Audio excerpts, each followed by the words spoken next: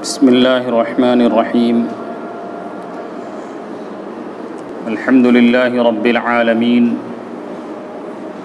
والعاقبۃ للمتقین والصلاة والسلام علی سید الانبیاء والمرسلین سیدنا و مولانا محمد وآلہ واصحابہ اجمعین اما بعد فاعوذ باللہ من الشیطان الرجیم بسم اللہ الرحمن الرحیم بل تؤثرون الحیاة الدنیا والآخرة خیر وابقى وقال رسول اللہ صلی اللہ علیہ وسلم اکثروا ذکر ہادم اللذات الموت او کما قال علیہ الصلاة والسلام۔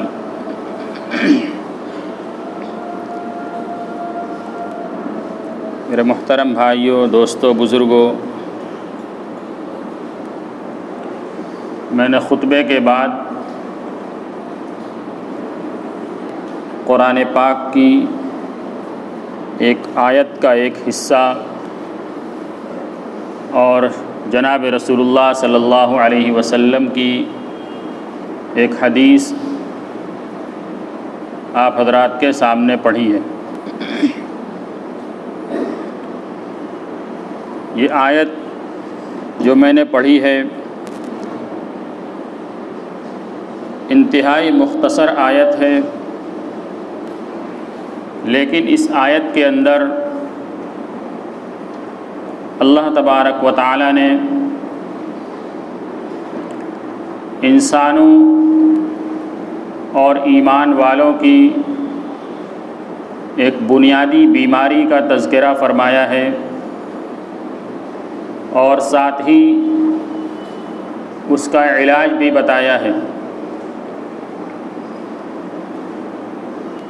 اللہ تبارک و تعالی نے ارشاد فرمایا بل تؤثرون الحیات الدنیا، کہ تم دنیاوی زندگی کو ترجیح دیتے ہو، دنیاوی زندگی کو دوسروں کے اوپر فضیلت دیتے ہو۔ کس کے اوپر؟ اس کا مقابلہ اور اس کے علاج کے طور پر بیان فرمایا والآخرۃ خیر وابقى، یعنی اس دنیا کی زندگی کو تم فضیلت دیتے ہو، اہمیت دیتے ہو آخرت کی زندگی کے اوپر، اور آخرت کی زندگی خیر ہے اور باقی رہنے والی ہے۔ خیر کا ترجمہ یہاں پر مفسرین نے کامل کے ذریعے فرمایا ہے کہ آخرت کی زندگی کامل ہے، وابقى اور پائیدار ہے اور ہمیشہ رہنے والی ہے۔ ہم اس کے اندر غور کریں تو آج دنیاوی نقشے کے اوپر جتنی برائیاں ہیں، جتنی مصیبتیں ہیں، جتنے حالات ہیں، ان سب کی جڑ جا کر یہیں پر ملتی ہے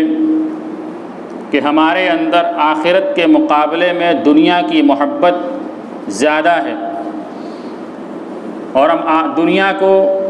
آخرت کے مقابلے میں زیادہ اہمیت کی چیز سمجھتے ہیں۔ اگرچہ ہماری زبان سے یہی نکلتا ہے کہ آخرت کی زندگی پائیدار ہے، باقی رہنے والی ہے، ہمیشہ رہنے والی ہے، وہی اصل زندگی ہے، وہی کی کامیابی اصل کامیابی ہے، وہی کی ناکامی اصل ناکامی ہے، یہ ہم اپنی زبان سے کہتے ہیں، لیکن ہمارے اعمال اور ہمارے اعضاء و جوارح سے نکلنے والے حرکات و سکنات اور ہمارے زبان سے نکلنے والے بول ہمارے اس دعوے کی صداقت کو ظاہر نہیں کرتے۔ ہمارے سارے اعمال ایسے ہیں، ہمارے سارے اقوال، ہمارے کردار، ہمارے گفتار ایسے ہیں گویا کہ ہمیں دنیا ہی کے اندر ہمیشہ ہمیش رہنا ہے۔ آج ہم دنیا کمانے کے اندر اور دنیا بنانے کے اندر اتنا مگن ہو گئے کہ حلال اور حرام کی تمیز ہمارے درمیان سے نکل گئی۔ بس ایک جنون ہمارے اندر سوار ہے کہ ہم دنیا کیسے حاصل کر لیں، دنیا کی چیزیں ہمیں کیسے مل جائے، کیسے ہمارے پاس پیسہ ہو جائے، کیسے ہمارا مکان اچھا ہو جائے، کیسے ہماری سواری اچھی ہو جائے، ہماری آنے والی نسلوں کا انتظام ہو جائے، ہمیں دنیا کے اندر شہرت مل جائے، عزت مل جائے، منصب مل جائے، ہر اعتبار سے ہم دنیا میں آگے بڑھ جائیں۔ یہ ہمارے ذہن اور دماغ کے اوپر سوار ہے اور 24 گھنٹے ہماری یہی فکر ہے، اور ہم اس کا جائزہ لے سکتے ہیں کہ یہ فکر ہمارے اوپر کتنی سوار ہے کہ ہم روزانہ جب سو کر اٹھتے ہیں تو سو کر اٹھنے کے فوراً بعد سے ہمارے ذہن کے اندر یہ فکر سوار ہو جاتی ہے کہ آج ہمیں کن کن کاموں کو انجام دینا ہے، ہمیں کس سے ملاقات کرنی ہے، ہمیں کس سے لینا ہے، کس کو دینا ہے، اور کیسے کس کے ساتھ معاملہ کرنا ہے۔ سارے دن بھر کا ہم خاکہ بناتے ہیں اور اسی کے مطابق اپنا وقت گزارنے کی کوشش کرتے ہیں، اور رات میں بستر پر جانے کے بعد دن بھر کے انہی کاموں کا جائزہ لیتے ہیں، اور آئندہ کل ہمیں کیا کرنا اس کا خاکہ رات میں سونے سے پہلے ہم تیار کرتے ہیں۔ اس روزمرہ کی زندگی کے اندر ہمارے پاس تھوڑی دیر کے لیے بھی کیا اتنا وقت ہے کہ ہم سوچیں کہ ہمیں اس دنیا سے مر کر جانا ہے، ہمارے سامنے آخرت کی زندگی آنے والی ہے، ہمیں اللہ رب العزت کی بارگاہ میں کھڑا ہونا ہے، ہمیں اس روزانہ کی زندگی اور دنیا میں جتنا وقت گزارنا اس کے ایک ایک لمحے کا ہمیں حساب دینا ہے، اس کے ایک ایک بول کا ہمیں حساب دینا ہے، اس کے ایک ایک عمل کا ہمیں حساب دینا ہے، اس کے ایک ایک پیسے کا ہمیں حساب دینا ہے۔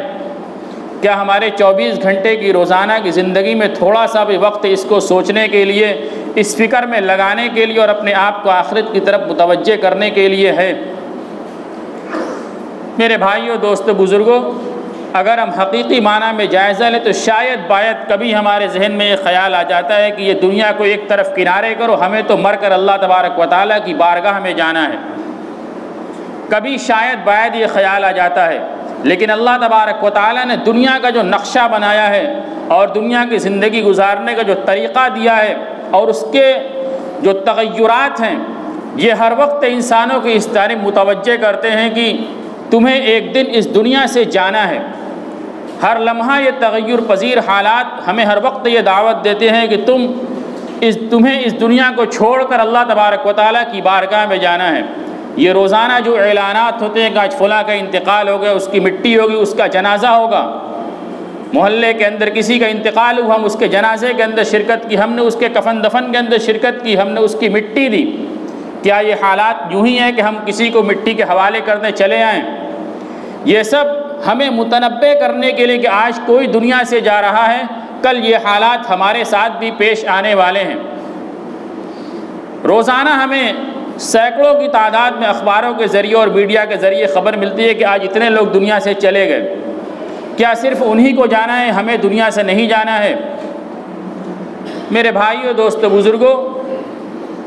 ہم آج دنیا کے اندر اتنا محو ہو گئے کہ اتنے حالات کے باوجود بھی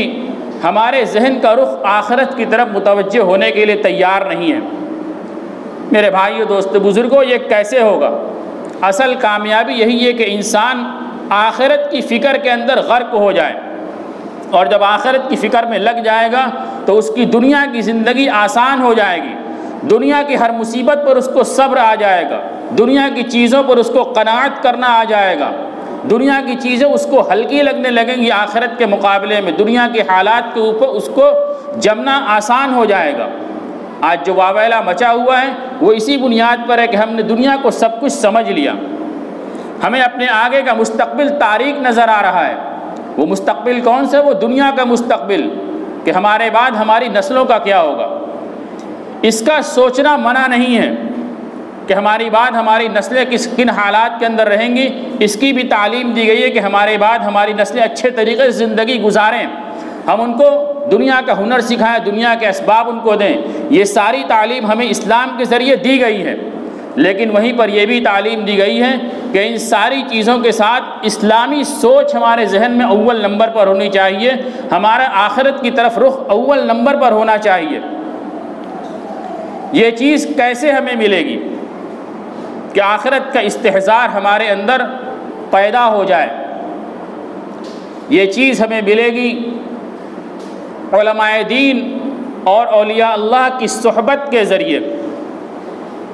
ان کی زندگی کو پڑھنے کے ذریعے، صحابہ کرام کی زندگی کو پڑھنے کے ذریعے، اس کو سننے کے ذریعے، دنیا میں جتنے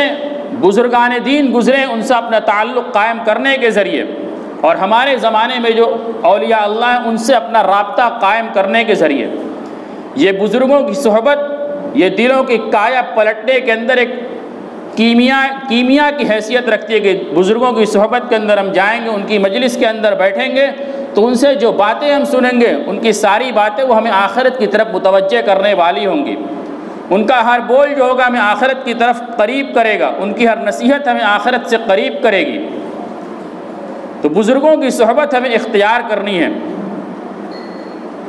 حضرات صحابہ کرام کی جو دنیا پلٹی اور ان کا رخ پورا کا پورا آخرت کی طرف ہوا، وہ جناب رسول اللہ صلی اللہ علیہ وسلم کی صحبت کا نتیجہ تھا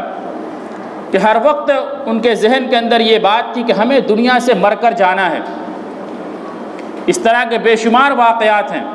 آپ نے پہلے بھی حضرت عمر رضی اللہ تعالیٰ عنہ کا مشہور واقعہ سنا ہوگا کہ حضرت عمر بن خطاب رضی اللہ تعالیٰ عنہ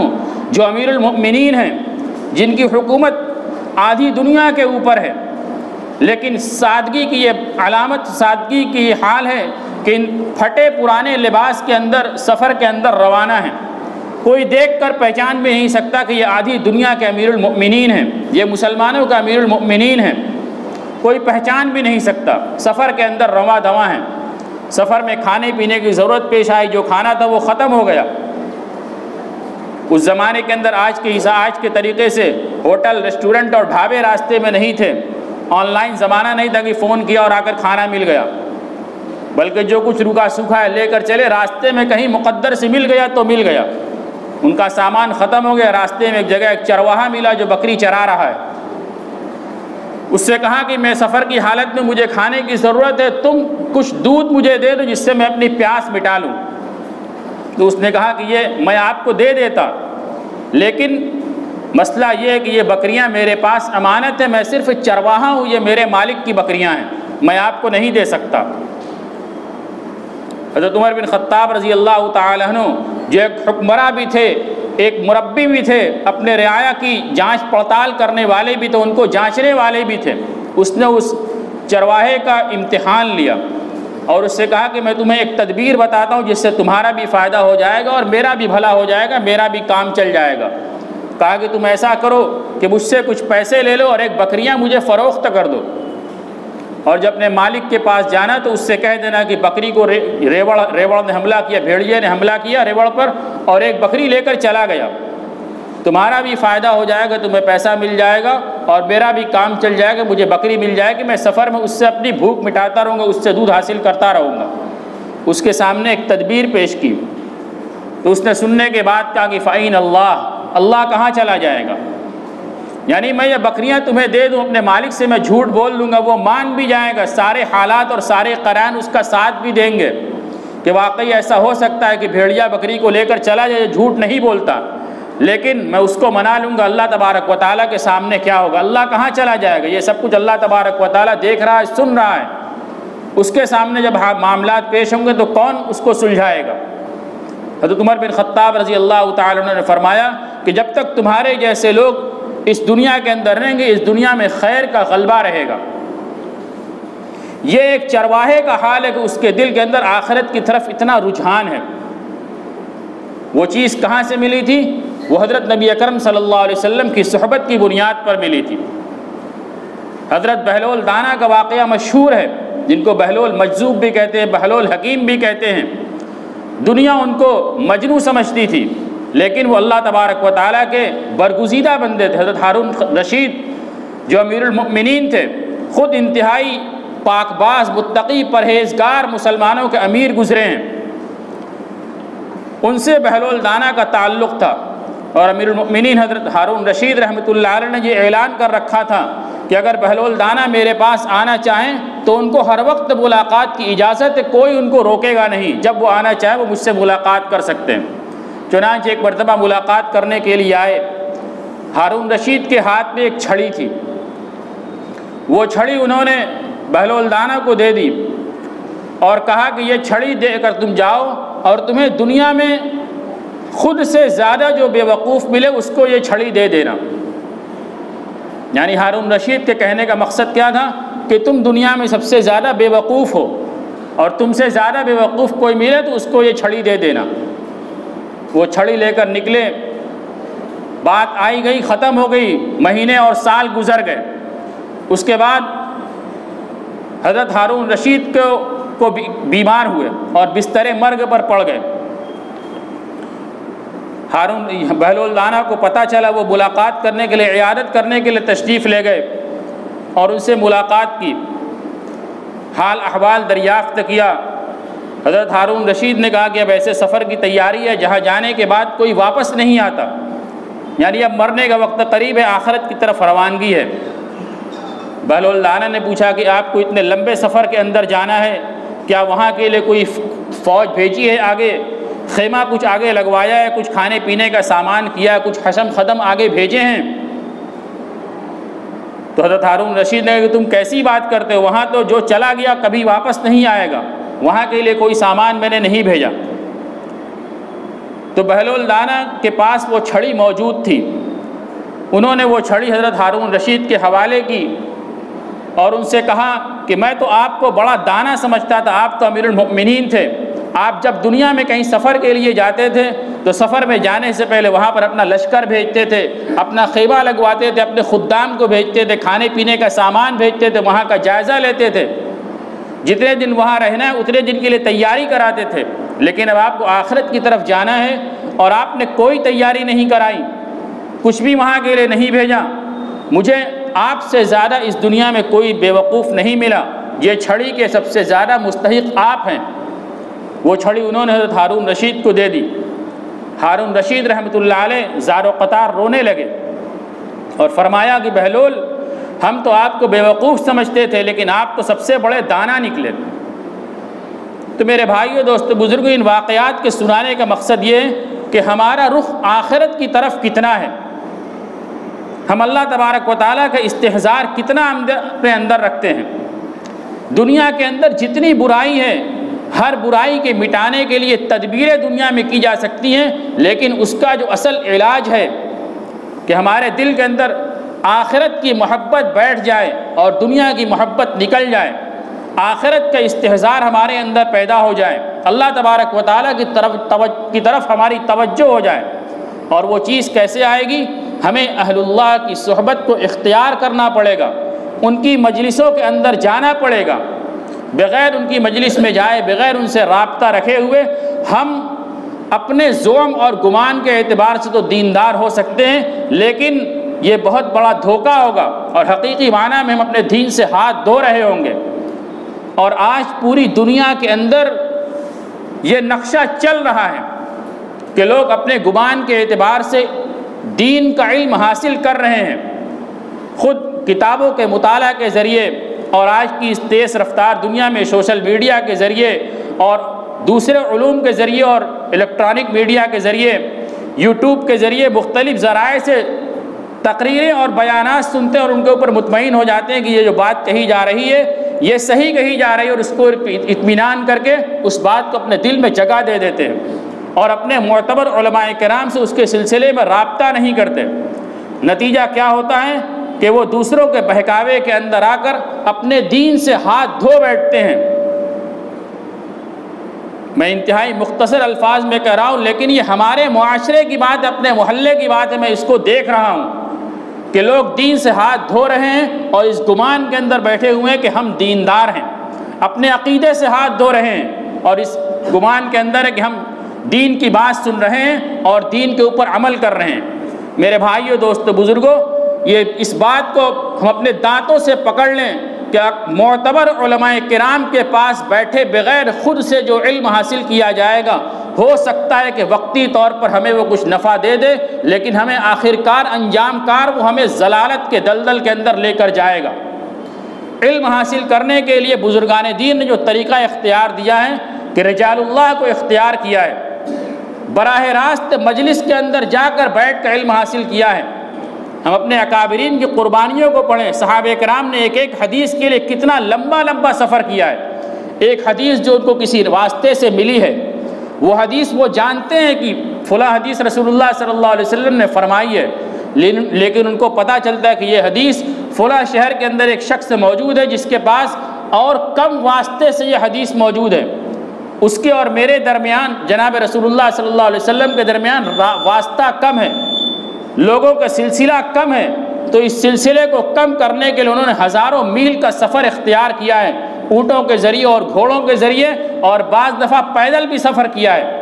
کیوں؟ وہ جانتے تھے کہ علم کی برکت اسی ذریعے سے آئے گی کہ ہم براہ راست مجلس میں بیٹھ کر، سامنے بیٹھ کر زانو تلمس طے کر کے علم حاصل کریں، کسی کی مجلس میں جا کر براہ راست علم حاصل کریں۔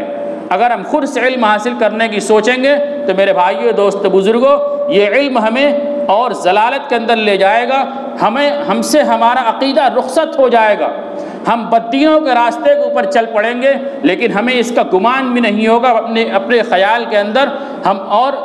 عقیدے کی پختگی کے اندر مبتلا ہوں گے، لیکن انجام کیا ہوگا کہ ہم اپنے صحیح عقیدے سے بھی ہاتھ دھو لیں گے۔ اس لیے ضرورت اس بات کی ہے کہ ہم علماء دین کی صحبت کو اختیار کریں، علماء کے ساتھ اپنے رابطے کو مضبوط کریں۔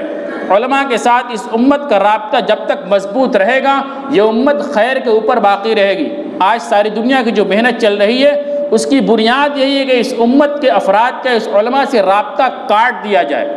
جب اس علماء سے رابطہ کاٹ دیا جائے گا تو یہ امت یعنی ایک بکری کے ریوڑ کی طرح ہو جائے گی، جس کا کوئی چرواہا نہیں ہوگا، جس کو جب چاہے گا بھیڑیا جہاں سے چاہے گا اچک لے گا، اور آج ایسا ہو رہا ہے۔ اس لیے ہم اپنے موجودہ علماء کرام